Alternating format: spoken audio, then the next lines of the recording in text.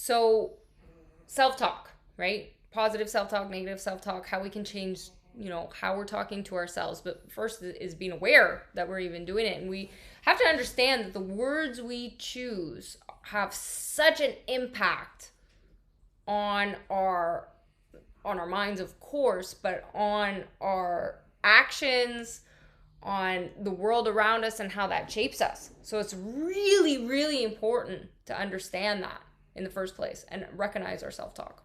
So what's an example of that?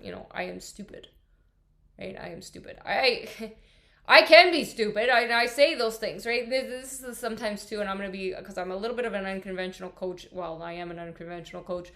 I was working with somebody before, and I would say things that I'm like, I have a very sarcastic dark sense of humor. Okay, so I can present a certain way, and and I can be different people at different times. It's actually one of my skill sets that I had to recognize and acknowledge.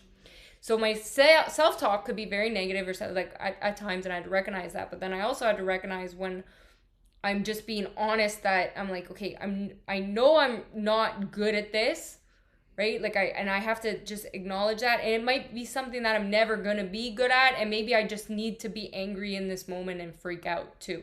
So that took a little bit more steps, because we still have to recognize that self-talk of putting ourselves down and being our best friend. So I did have to acknowledge and change those things. I'm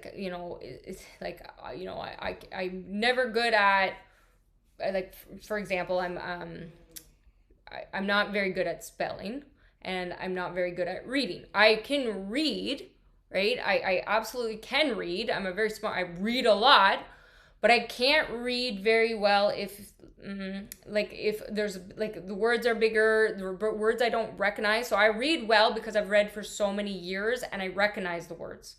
That's, I guess, more my reading versus reading and sounding it out and trying to, and things. So if I'm reading like a fantasy book, if I were to try to read that and there's words in there that I don't recognize or understand, I would just skip that over. So my self-talk would be like, I'm stupid, I don't know how to read these words, blah, blah, blah, blah, blah, right? And I have to be more forgiving to myself and acknowledge, okay, I struggle in this area.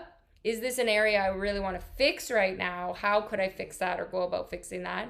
And maybe I don't want to. Maybe I go, right now, that's what it is, and that's fine. But that's like the recognition of it versus beating myself up and feeling stupid. Because